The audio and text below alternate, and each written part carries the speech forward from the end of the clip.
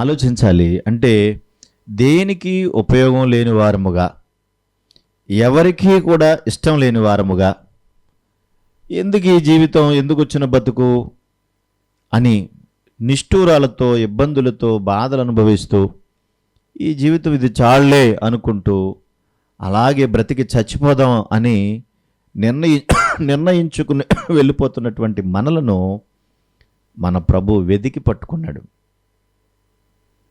అది నాకు నచ్చిన మాట. మన ప్రభు వెతికి పట్టుకున్నాడు. పట్టుకుని ఆయన దగ్గరకు చేర్చడమే కాకుండా ఆయన మందలో కలిపేశాడు. మందలో కలిపిన తర్వాత అంటున్నాడు, మనిద్దరం కలిసి భోజనం చేద్దాం, మనిద్దరము కలిసి భోజనం చేద్దాం. అందుకే చూడండి, ఇతరుల భోజనాలకి మన భోజనాలకి తేడా ఏంటో తెలుసా? ఇక్కడ ఫెలోషిప్ ఉంటుంది, అక్కడ ఫెలోషిప్ ఉండదు. ఇక్కడ సహవాసం ఉంటుంది, అక్కడ సహవాసం ఉండదు. అర్థమవుతుందా తల్లి మీకు?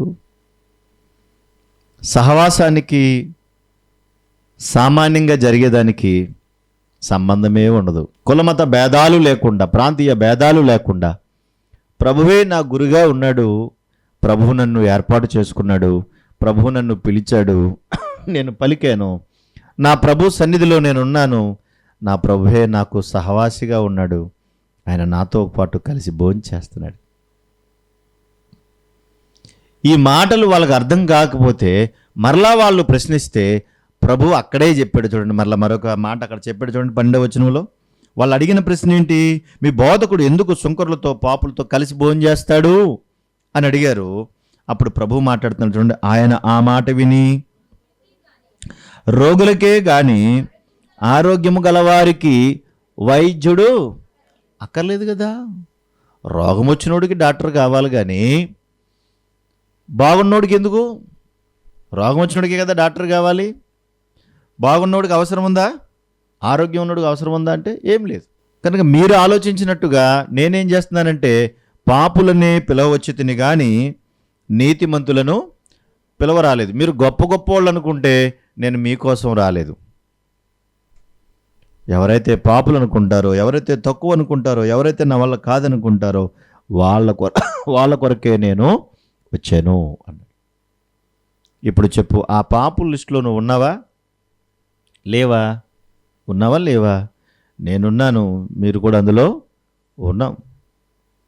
మనలందరినీ కూడా ఆయన పిలుచుకోవడానికి ఆ రోజున అర్థం కాకుండా వారికి అర్థమయ్యేటట్టుగా మాట్లాడుతున్నటువంటి వారిని కూడా అలాగే సంబోధిస్తే ప్రభు కూడా వారికి కూడా తగిన సమాధానం చెప్పాడు. ఒక్కొక్క చోట ఒక్కొక్క విషయాన్ని ఆయన జ్ఞాపకం చేసుకుంటూ వచ్చాడు.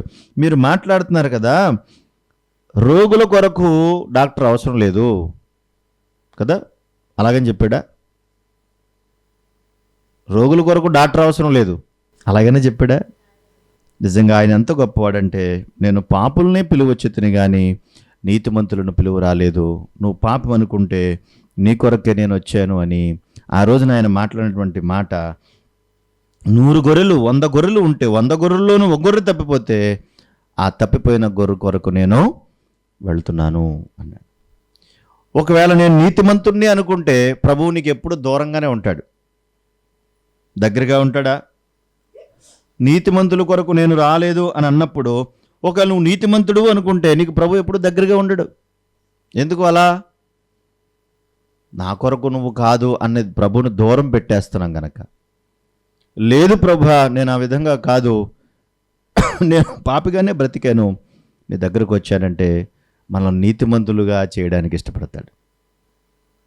అందుకే మనం చదువుకుంటాం కదా, ప్రార్థన చేసేవాడికి 2 వెళ్ళారట దేవాలయంకి. ప్రార్థన చేయడానికి 2 దేవాలయంకి వెళ్ళారు. ఇద్దరూ దేవాలయంకి వెళ్తే 2లో ఒకడు పరిసయ్యుడు. ఇప్పుడు ప్రశ్న వేసింది ఎవరు ఇక్కడ? శాస్త్రులు, పరిసయ్యులు. ఇక్కడ ప్రార్థన చేసేవాడు ఎవడు? సుంకరు, పరిసయ్యుడు ఇద్దరు ప్రార్థన చేస్తున్నారా?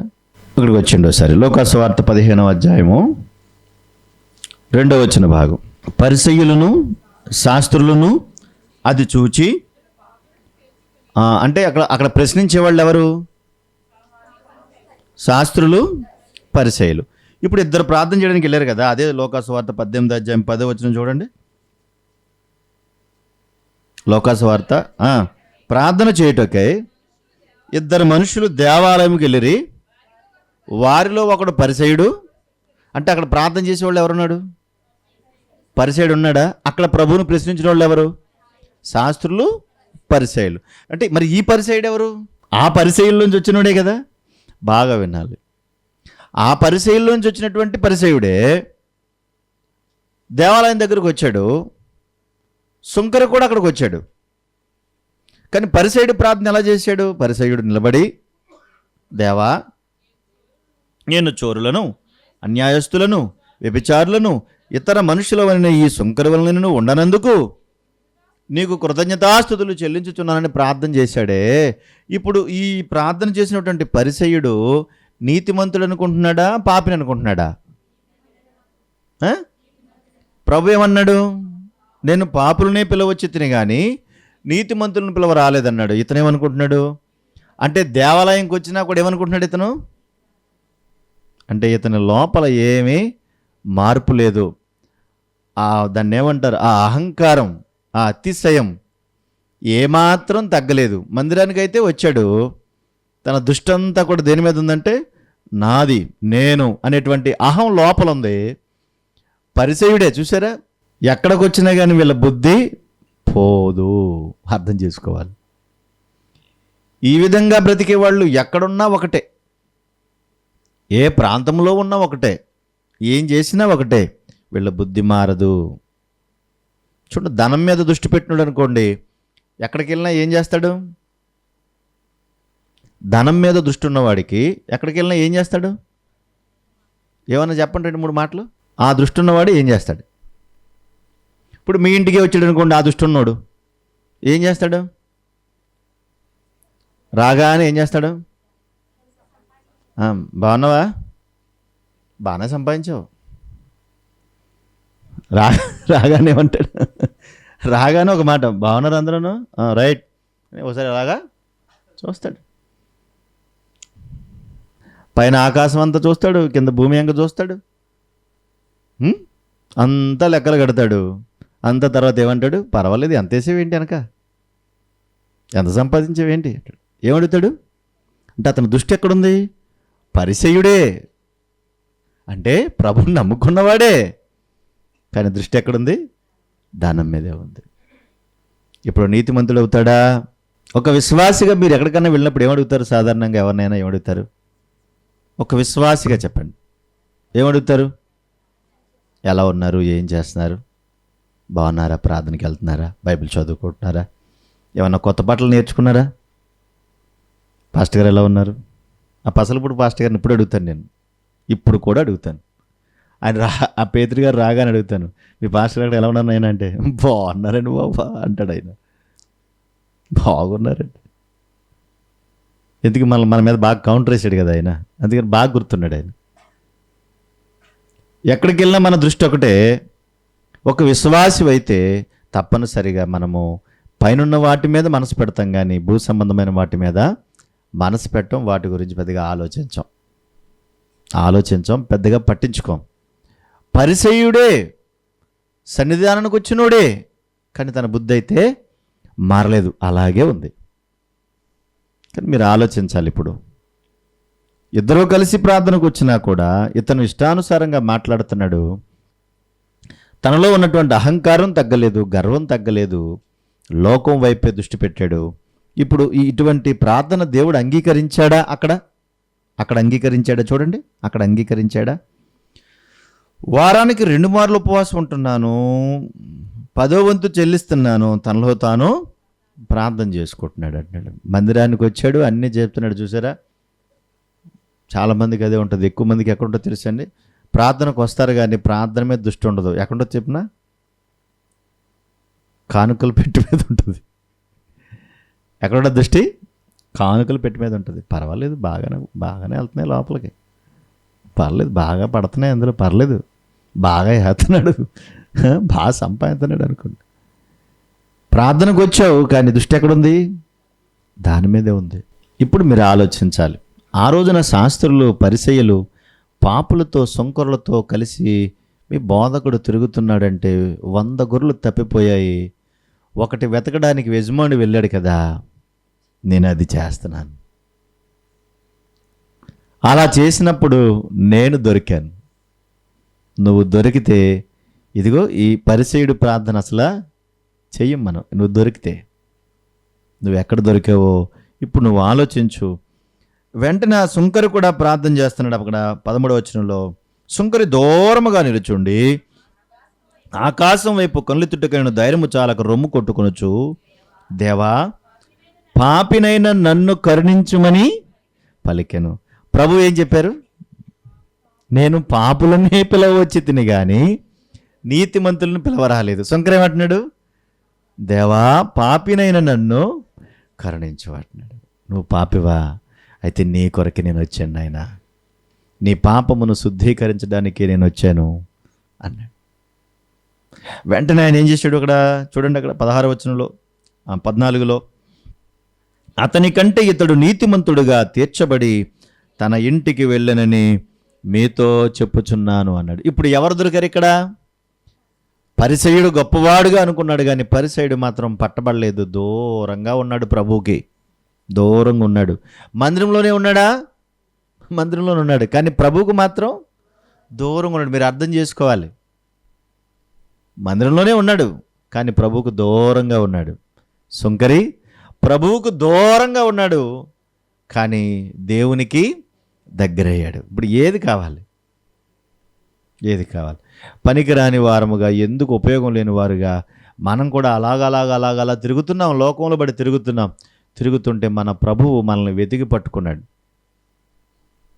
పట్టుకున్నాడు.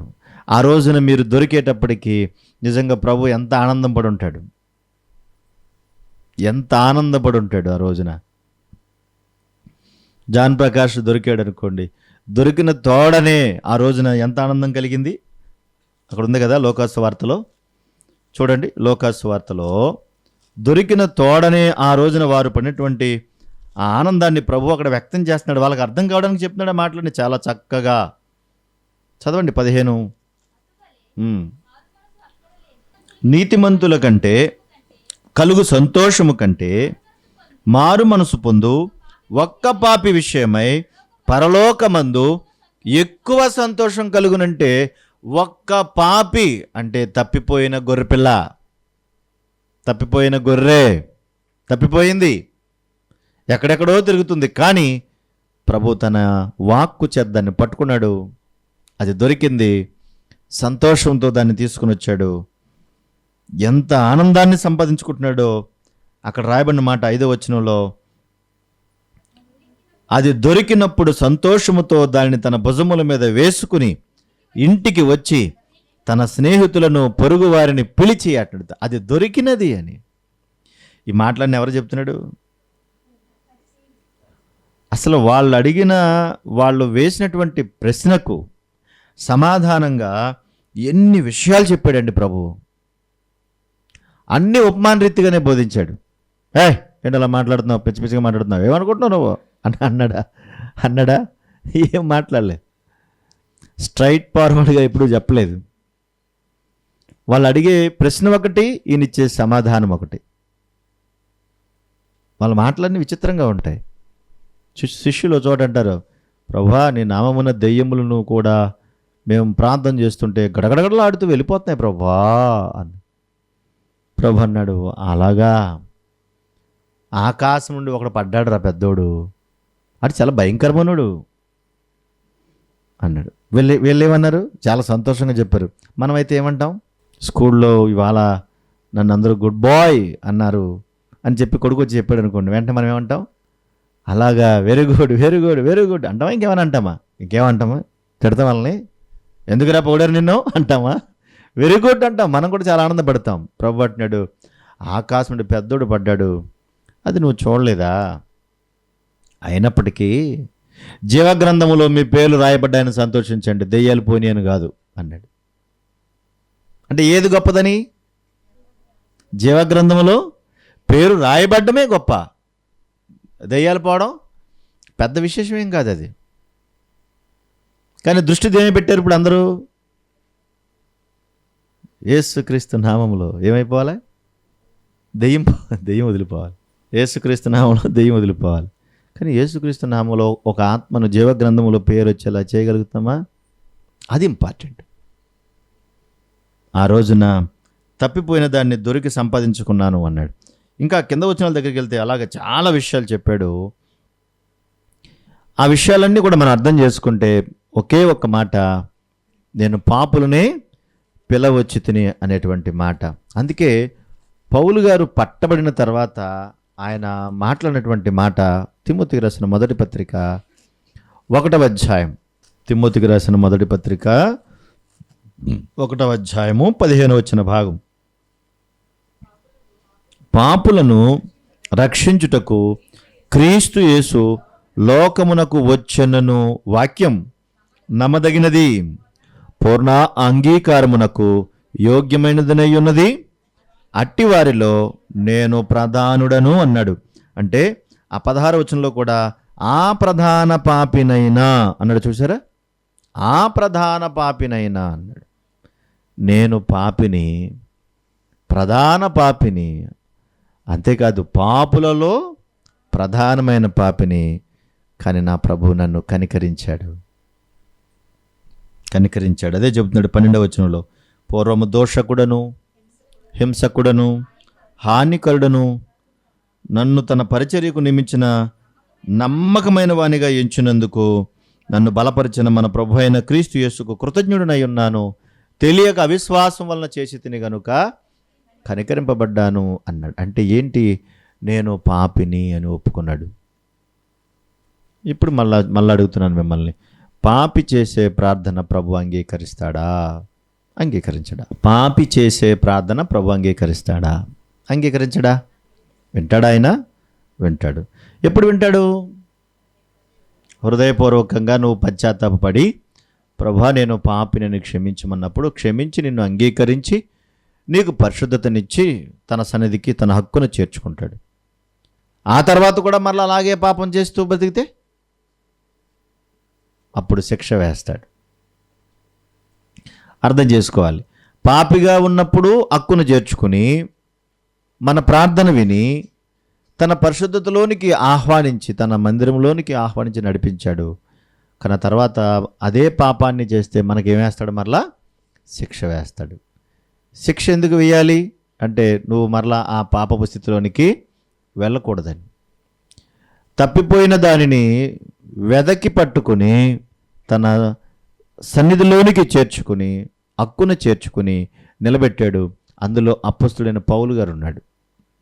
ప్రధాన పాపిని అని ఆయన ఒప్పుకున్నాడు. కానీ మనం ఒప్పుకోవట్లేదు. మనోళ్ళు ఎన్నాళ్ళున్నా ఒప్పుకునే స్థితి లేదు. ఎన్నాళ్ళున్నా ఒప్పుకోవట్లేదు. ఎన్నిసార్లు విన్నా ఒప్పుకోవట్లేదు. మరి ఎన్ని దెబ్బలు తగలాలో ఏమో నాకు అర్థమవుతుంది.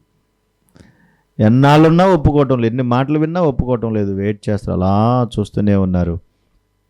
ప్రభు అంటున్నాడు, నువ్వు ఎప్పుడు దొరుకుతావు? అలా తిరుగుతూనే ఉంటావా? నేను వెతుకుతున్నాను నిన్ను, కానీ నువ్వేమైపోతున్నావు? తప్పించుకుని తిరుగుతున్నావు, దొరకటంలే. కానీ దొరికితే చాలా ఆనందపడేవాడు ముందు ఆయనే. దొరకకుండా తిరుగుతూ ఉన్నాడు. ఆయనను వెతుకుతూనే ఉన్నాడు.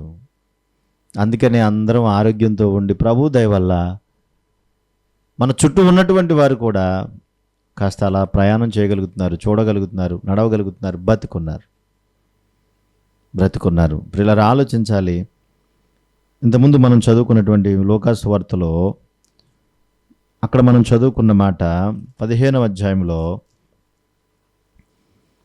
ఆ ఉపమానం చెప్పినప్పుడు తిరిగి మరలా తప్పిపోయిన కుమారుని గురించి చెప్పినటువంటి ఉపమానంలో 31-32 అందుకు అతడు, కుమారుడా నీవెల్లప్పుడు నాతో కూడా ఉన్నావు, నావన్నీయు నీవి, మనము సంతోషపడి ఆనందించుట యుక్తమే. ఈ నీ తమ్ముడు చనిపోయి తిరిగి బ్రతికెను, తప్పిపోయి దొరికెను అన్నాడు. చనిపోయి తిరిగి బ్రతికెను అంటే పాపపు స్థితిలో ఉన్నటువంటి మనలను ప్రేమించి పాపులనే నేను పిలవచ్చితనని చెప్పిన ప్రభు మనం పాపంలో పడి చచ్చిపోతే మనల్ని ఏం చేశాడు? తిరిగి బ్రతికించాడు. మనము చనిపోయి బ్రతికాం, మళ్ళా చావడానికి వీల్లేదు. అది ఆయన కోరిక. తప్పిపోయి దొరికాం, మరలా తప్పిపోవడానికి వీల్లేదు. చనిపోయి బ్రతికించేటటువంటి దేవుణ్ణి విడిచిపెట్టి మరలా చచ్చిపోవడానికి లేదు. అది భయంకరమైన పాపపు స్థితి. తప్పిపోయేటువంటి దొరికిన వాళ్ళం, మనల్ని ప్రభు పట్టుకున్నాడు, మరలా తప్పిపోయే స్థితి తెచ్చుకోకూడదు. ఎందుకంటే ఒకవేళ అలాంటి స్థితికి మనం వెళ్ళిపోతే మన యొక్క జీవిత విధానం అంతా పాడైపోయి రేపొద్దున్న మనల్ని బ్రతికించడానికి, మనల్ని కాపాడడానికి కూడా ఎవరు ముందుకు రారు కదా. ప్రభు కూడా మన చెయ్యి విడిచిపెట్టేస్తాడు. ఆ రోజున మనల్ని కాపాడే వాళ్ళు ఎవరు ఉండరు. హెబ్రీ పత్రిక 6వ అధ్యాయం 4వ వచన భాగం. హెబ్రీ పత్రిక 6:4. ఒకసారి వెలిగింపబడి పరలోక సంబంధమైన వరమును రుచి చూచి అన్నాడు. ఒకసారి వెలిగింపడంటే ఎప్పుడు వెలిగింపబడ్డాం? తప్పిపోయినటువంటి మనల్ని ఏం చేశాడు? ఆయన పట్టుకున్నాడు. చచ్చిన స్థితిలో ఉంటే మనలను బ్రతికించాడు. ఆయన పట్టుకోవడం మనకు తెలుసు, ఆయనతో పాటు కలిసి భోంచేయడం తెలుసు, ఆయనతో పాటు కలిసి జీవించడం తెలుసు. ఎందుకంటే చచ్చిపోయిన స్థితిలో ఉంటే మనల్ని బతికించాడు కదా. తప్పిపోతే వెదికి పట్టుకున్నాడు కదా. ఎక్కడెక్కడ వారమో కానీ ఆయన మాట చేత సంధించబడి మనం దొరికాం కదా. ఆయనకి దొరికినప్పుడు ఆయన మనం ఇంతకు ముందున్నటువంటి చీకటి గల ఆ పరిస్థితులు మనకు తెలుసు, చచ్చిన స్థితిలో ఉన్నటువంటి సంగతులు కూడా మనకు తెలుసు, దేవునికి దూరం అయిపోయినటువంటి సంగతులు కూడా మనకు తెలుసు. ఇవన్నీ తెలిసిన తర్వాత ప్రభు తన వెలుగులోకి మనల్ని పిలిచాడు. ఆ వెలుగులోకి వచ్చినటువంటి సంగతులు కూడా మనకు తెలుసు. అప్పుడు మనం వెలిగించబడినటువంటి మనం పరలోక సంబంధమైన వరమును రుచి చూచి పరిశుద్ధాత్మలో పాలివారిగా ఉన్నాం. పరిశుద్ధాత్మ దేవుని దగ్గర పాలివారిగా ఉన్నాం. ప్రభువా, నీ కృప మాకు తోడుగా ఉంది నాయన అంటే సంతోషించాం, ఆనందించాం. పరిశుద్ధాత్మ దేవుడు తన సహాయాన్ని మనకిస్తే, మనతో పాటు ఆయన కూడా కలిసి ప్రార్థిస్తే, దేవుడు మన మొర ఆలకించి మనకు సహాయం చేసి మన కుటుంబాలని కాపాడితే, వాటినన్నిటిని మనం కళ్ళెదుట చూసాం. ఎన్నో మేలులు మన ఎదుట చేశాడు దేవుడు. ఇవన్నీ మనం కల్లారా చూసాం. చూడలేదా? చావు అంచుల దాకా వెళ్ళి ఎన్నిసార్లు వెళ్ళొచ్చుంటాం. దగ్గరకంటా వెళ్ళిన తర్వాత దేవుడు మరలా ఆ వెలుగులోనికి నన్ను తీసుకుంటే మరలా దగ్గరికి రాగలిగాం. ఎన్నిసార్లు ఆయనకు దూరంగా వెళ్ళిపోయే సంగతులు వస్తే ఆయన ఎన్నో మేళ్ళు చేసి మళ్ళీ అందరినీ దగ్గరకు తీసుకున్నాడు, హత్తుకున్నాడు. నా కుమార్తె, నా కుమారుడు అని హత్తుకున్నాడే. ఇవన్నీ మనం రుచి చూసాం. చూడలేదా? చెప్పండి. మన కళ్ళెదుటి ఇవన్నీ జరిగాయి. ఇక నా జీవితం అయిపోయింది, ఇక నా బ్రతికి అయిపోయింది, ఇక నన్ను కాపాడేవాడు ఎవరు లేరు, ఇక నా జీవితం ముగిసిపోయింది, నాతో మాట్లాడేవారు కూడా ఎవరు లేరు అనుకుని చాలాసార్లు అంచుల దాకా వెళ్ళిపోయాం. వాటినన్నింటినీ రుచి చూసాం. పరిశుద్ధాత్మలో పాలివారిగా ఉన్నాం.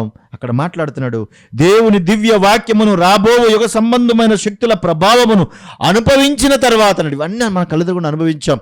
రాకడ గురించి మనకు తెలుసు, మన ప్రభు యొక్క మహిమ మనకు తెలుసు, పాపపు జీవితం అంటే ఎలా ఉంటుందో తెలుసు, పరిశుద్ధత ఎలా ఉంటుందో తెలుసు, ఎలా బ్రతికితే దేవుడు ఇష్టపడతాడో తెలుసు.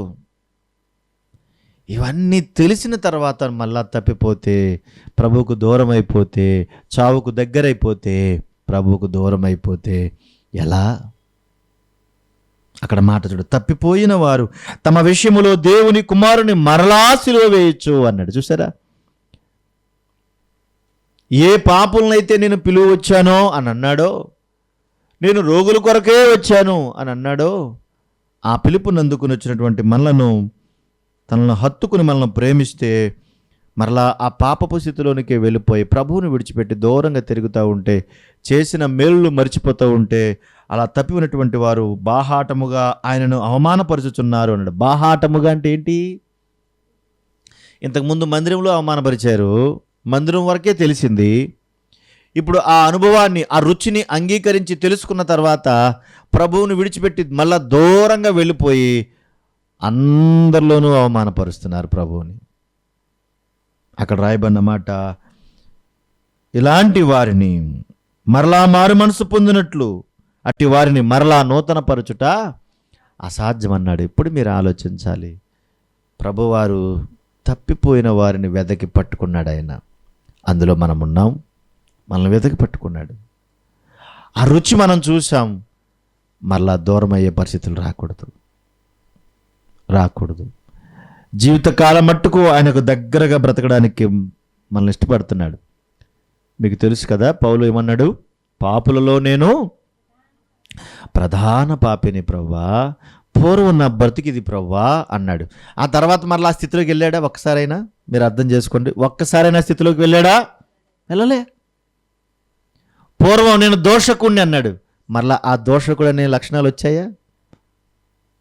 నేను దుర్మార్గుని అన్నాడు, హింసకుని అన్నాడు. మరలా ఎవరైనా హింసించాడా? ఎక్కడైనా దూషించాడా? బా, ఏం జీవితం అండి! ప్రభు రాకముందు చీకట్లో బ్రతికాడు, ప్రభు వెలిగించిన తర్వాత వెలుగులో బ్రతుకుతున్నాడు.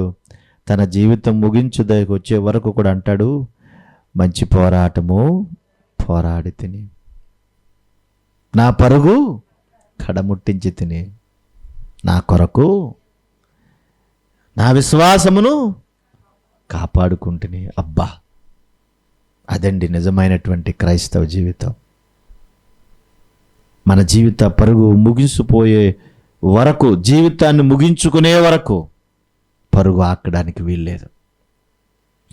ప్రభువును మర్చిపోయి ఈ రోజున బాహాటంగా సిలువేస్తున్నారు ప్రభువుని. ఎంత బాధపడుతూ ఉంటాడో కదా ఆయన, ఎంత దుఃఖపడుతూ ఉంటాడో అర్థం చేసుకోవాలి.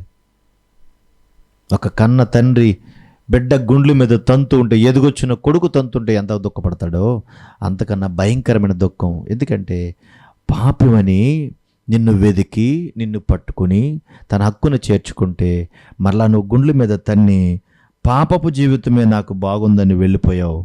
అలా వెళ్ళిపోతే ఆ స్థితి నుండి మరలా బయటకు తీసుకుని రావడం, ఇక దేవుడు కూడా నిన్ను విడిచిపెడతాడు. ఇప్పుడు మీరు ఆలోచించాలి. నేను తప్పిపోయాను, నన్ను వెదక పట్టుకున్నాడు. నేను చెడిపోయాను, నన్ను కాపాడాడు. నేను చీకట్లో ఉన్నాను, నన్ను వెలుగులోనికి ఆహ్వానించాడు.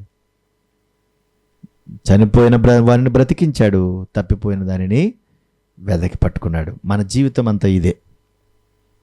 తప్పిపోవడానికి వీల్లేదు, చచ్చిపోవడానికి కూడా వీల్లేదు. జీవితకాలం అంతా ఆయన పాదాల దగ్గర బ్రతుకుతూ ఉండాలి. ప్రభువా అని ప్రార్థన చేశాడు పౌలు గారు. అదే మంచి పోరాటం పోరాడిన ప్రభువా. మనం కూడా కొన్ని నిమిషాలు అలా ప్రార్థన చేద్దాం.